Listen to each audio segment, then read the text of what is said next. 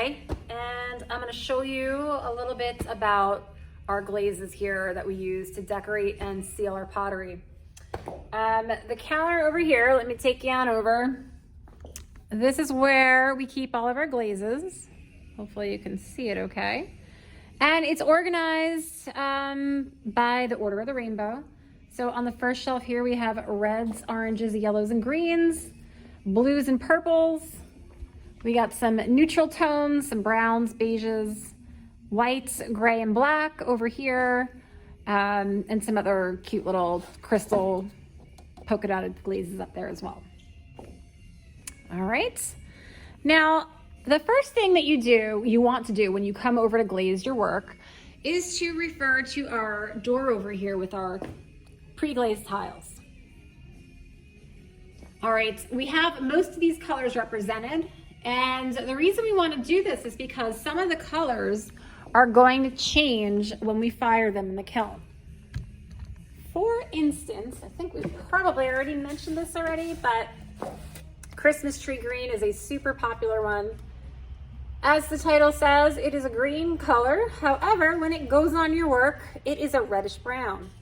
Weird, I know. You just have to kind of be aware of what you're using and read the label to make sure that you're using the right color.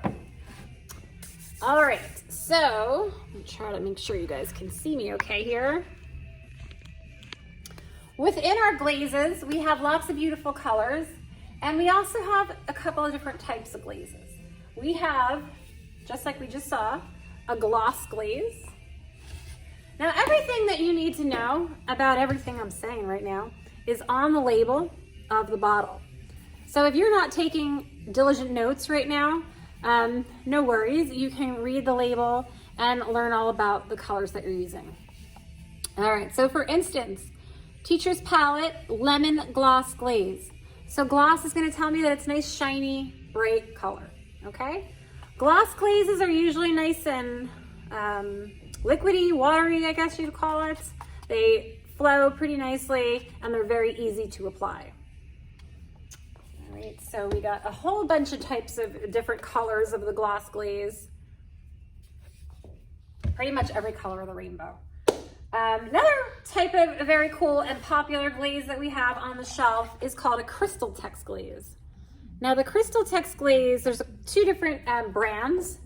Amico calls them crystal text. Saks calls them crystal magic. Just two different types of brands.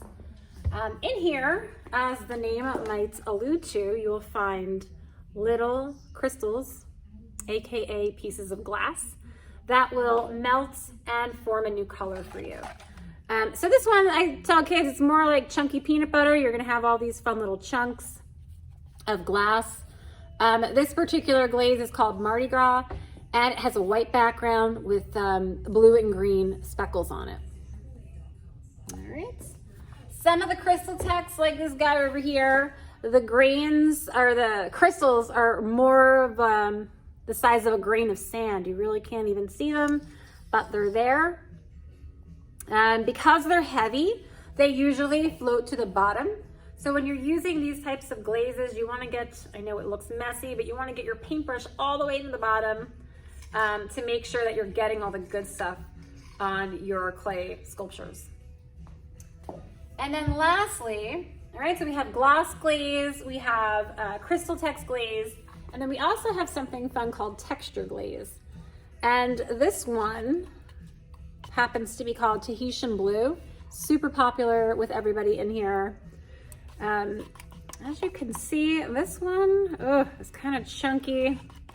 These glazes have been sitting here since March, people. So if you come across something like this while you're working, give me a call over. I will help you add a little bit of water to it and mix it up so it's not so chunky when it goes on. And then I just wanted to show you what textured Tahitian Blue looks like. So it's a little bit more of a matte color, not as shiny as the gloss glazes. All right, here's an example of a crystal text. Here's another example of a crystal text. But they're all here for you to see while you're glazing. Now, our first little glazing assignment, stay there. You're gonna get back your fun little tiles that you made like a couple weeks ago now. And I'm gonna give you guys the opportunity to play around and mix some of these colors up so we can formulate new colors. The drawer over here has a bunch from last year, but we wanna make our own. All right, so here's just a couple samples from last year. This guy made a new color. This one's lilac and sky blue mixed together. So we're gonna take some colors off the shelf and we're gonna mix them up. This one's Snowfire, Mardi Gras, and Celadon. Right, here's another one, Christmas Tree Green, Midnight Blue, and Tahitian Blue. And the recipes are all written on the back. So if you ever wanted to recreate these colors that you see here, you just have to flip them over and follow the directions. Pretty simple. All right, so all of these colors on here require 3 coats. Glaze is not paint. It's not just a pretty color, it's actually glass that you're brushing onto your work. So in order for it to have, in order for your work to be sealed and decorated, you have to apply 3 layers, 3 coats of the glaze. So that way you can use it. I know we're obviously not gonna be eating off of these in our homes, but you're gonna be making bowls and cups and plates. And in order for them to be functional in your kitchens, you have to be able to seal the work so it's healthy for you to use. So again, they all need 3 coats. And again, if you're not paying attention, this is all found right on the label here in the directions. Apply 3 coats for full coverage. So we are gonna mix these colors. So we are gonna choose randomly 3 different colors. And I'm just gonna pick what I got out here already. I'm gonna pick my Christmas Tree Green.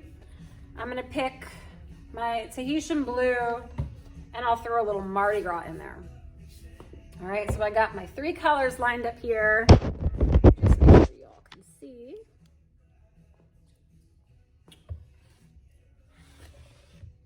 All right, we said these all need 3 coats, but since I'm using 3 colors, I'm gonna do 1 coat of each. So it'll add up to 3. All right, I'm gonna stir my glazes up really, really good. This is that chunky one. All right, and when you apply your glaze, you're applying it on a porous piece of clay, so it's gonna dry really fast. So I always tell kids to try to do quick overlapping brush strokes. All right, that's layer coat 1. All right, I'm gonna let it dry for a few seconds so I don't contaminate my next color. All right, coat 2 is going to be, what do we got here? Christmas Tree Green for coat 2.